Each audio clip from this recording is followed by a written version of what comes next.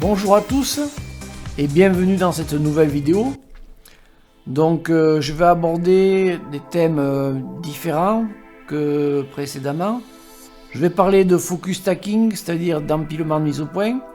Alors j'ai pris des muscaries, j'ai pris des primes verts, j'ai pris de très jolies clématites. Ce sont des fleurs qui sont extraordinaires, très photogéniques. Alors donc je vais voir un peu les résultats sur ces photos là et je vais vous montrer sur le terrain avec de la vidéo comment je procède avec des beanbags ou alors un trépied assez bien utile pour prendre à ras le sol.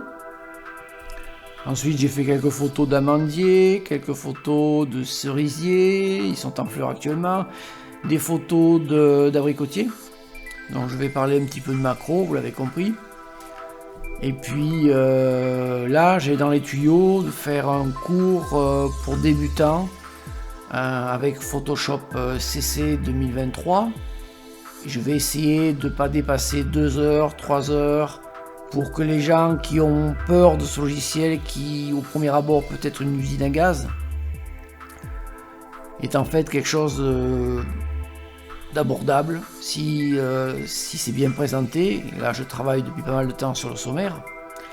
Puis après j'ai aussi le même projet par rapport à Lightroom classique pour permettre à des débutants d'accéder à ces logiciels qui sont vraiment des standards même de l'industrie pour Photoshop, avec son module Camera Raw, lui qui est en fait le module développement de Lightroom. Nous apporter un petit peu des informations pour des gens qui ont envie d'utiliser particulièrement des fichiers RAW, alors de tuer tous les tabous que peut avoir Photoshop et d'avoir un premier pied à l'étrier. Voilà donc mes projets, je vais mettre un peu tout ça en ligne, mais bon, je vais revenir un tout petit peu sur les logiciels dont DxO Puro, et aussi des logiciels comme Topaz Gigapixel AI, Topaz Sharpen AI, donc qui sont tous les trois que je viens de citer de très très bons logiciels, mais la question que je me pose, et puis dans les commentaires que je vois, je m'aperçois que finalement ces logiciels c'est des abonnements déguisés.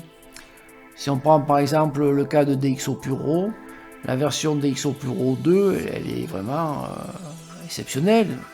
Elle permet une réduction de bruit. Alors est-ce qu'il faut payer environ 6,60 € par mois pendant un an et qu'après il va sortir la version 4 et de nouveau repayer, et ceux qui l'ont pas, je crois que c'est 139 €. Donc ce sont un peu des abonnements déguisés, c'est pareil pour Topaz, hein. Donc est-ce que Topaz Gigapixel qui fait très bien le job, il faut repayer une nouvelle version, pourquoi? Donc ce sont des questions à se poser hein, sur le retour sur investissement, les apports que ça peut faire.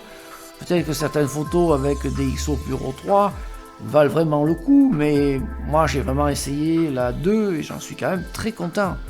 Alors y remettre 6,60 € par mois, sachant que la suite Adobe pour les photographes c'est à peu près 12 € par mois, donc avec des centaines de fonctionnalités en plus. Moi je m'interroge, est-ce qu'il faut toujours courir après la dernière version, les derniers trucs, alors que finalement on le sait tous, hein, la photographie c'est quand même déjà un sujet où il faut raconter une histoire, et puis après il y a la composition, parce que si on compose mal, si on n'a pas le sujet, si on raconte pas une histoire, ben c'est mal barré. Ensuite une belle lumière, des lumières difficiles, ensuite viendra éventuellement l'objectif, parce que tout passe par l'objectif, et puis à la fin c'est le boîtier, c'est le capteur. Donc on peut très bien faire des photos avec des boîtiers qui coûtent pas très cher. Donc après le bruit, oui, c'est vraiment très très très bien. Gigapixel permet de faire des agrandissements, et moi au niveau de Topaz Sharpen AI, j'ai récupéré sur une option autofocus. Donc un chamois, ça fait 10 ans que j'avais ce chamois et j'ai râlé parce qu'il avait fait le point sur le petit bouquet d'herbe environ 10 cm, 20 cm, voire un petit peu plus avant. Et mon chamois, il était pas très net, il n'avait pas le piqué. Et là, donc 10 ans après, je sauve cette photo avec un autofocus, donc en dehors du focus, ça me ramène le focus un peu plus loin, il m'augmente en profondeur de champ, j'ai un excellent piqué. Donc voilà, je suis circonspect sur les nouvelles versions qui sortent, la course à l'échalote. Et je pense que ce qui est important, c'est quand même le photographe. Hein. Alors c'est vrai que dans certains cas, ça peut sauver la mise, mais franchement, des XO Pro 2, pour moi, ça fonctionne à bloc. Hein.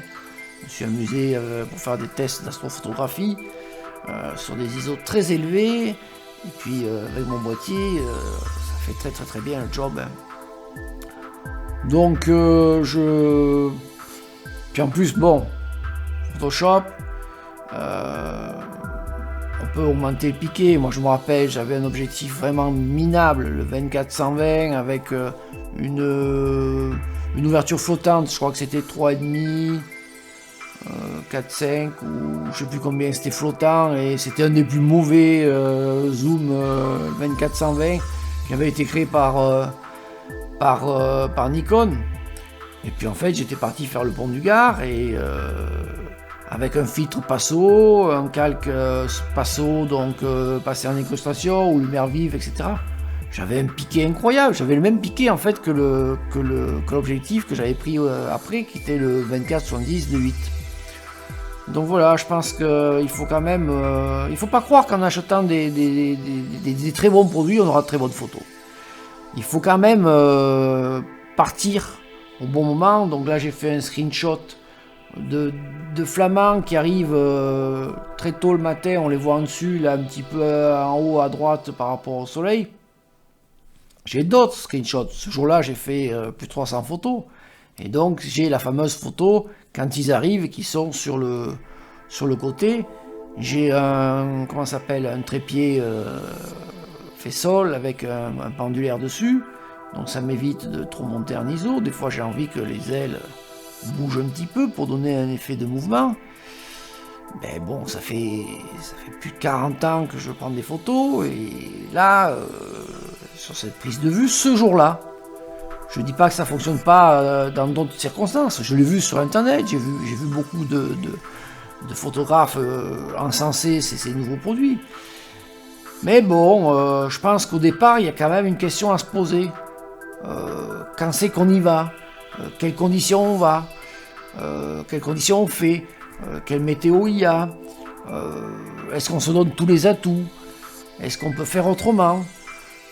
Je pense que la photographie, si vous donnez, je vais exagérer le trait, vous donnez à un douaneau ou à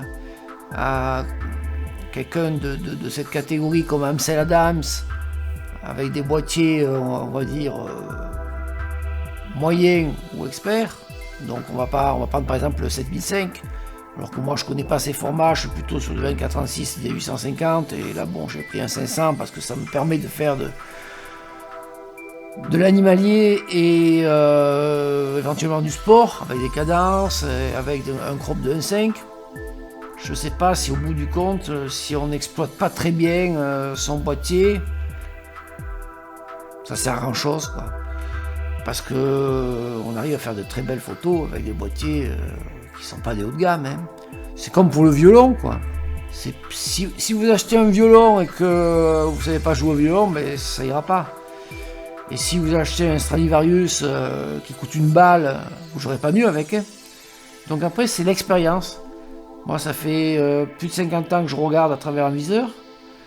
Ça fait 40 ans que j'ai du bon matériel. Ça fait 20 ans que j'en ai du très bon.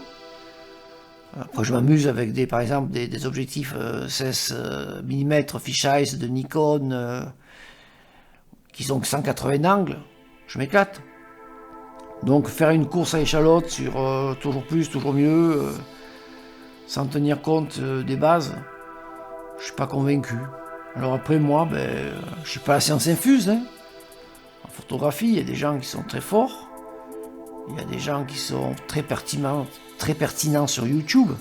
Mais moi franchement, je vais désinstaller les nouvelles versions et Je vais en rester où j'en suis personnellement, parce que je vous l'ai dit, c'est finalement des abonnements déguisés. Tout le monde râle après Adobe Creative Cloud avec, par exemple, pour ne parler que des produits pour photographes, on a quand même Bridge, on a quand même la dernière version de Lightroom classique, on a quand même la dernière version de Photoshop CC, et chaque fois qu'il y a une nouvelle mise à jour, correction de bugs, amélioration, il y a des corrections majeures, certes, un peu tous les 6 mois, mais on a des corrections, et finalement c'est pas aussi cher que ce qu'on veut dire comparé aux autres solutions, les plugins dans Lightroom.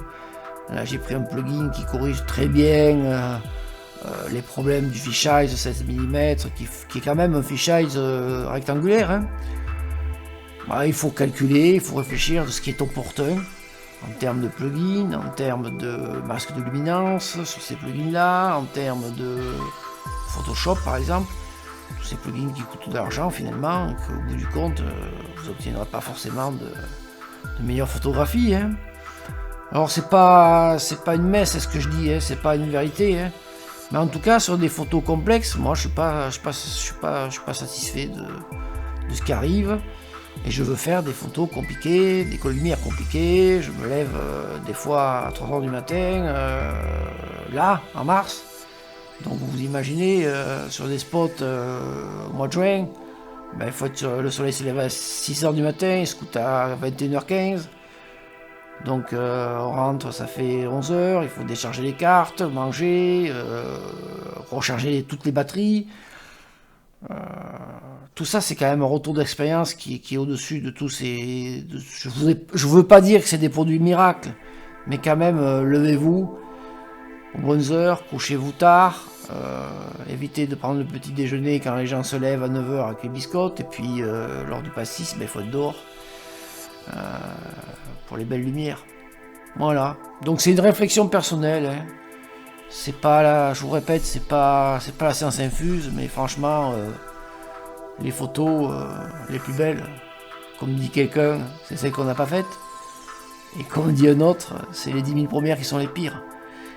Après, ils n'ont pas tous eu des logiciels basés sur des reconnaissances d'intelligence ou d'apprentissage. Puis ils s'en sortent très bien, ils font des photos de fous.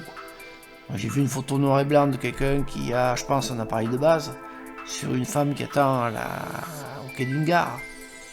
Vraiment, le message, il est exceptionnel. Et là, le bruit... Le message est là. Le bruit après. Bye bye.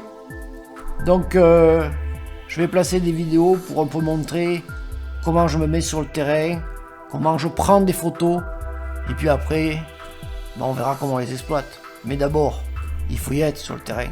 Au moment où c'est dur, au moment où c'est beau, au moment où on peut faire quelque chose qui sorte de l'ordinaire. En tout cas, avec toute humilité, c'est ce que je tente de faire. Des fois ça marche, des fois c'est complètement raté. Et des ratés, j'en ai beaucoup. Au revoir, à bientôt.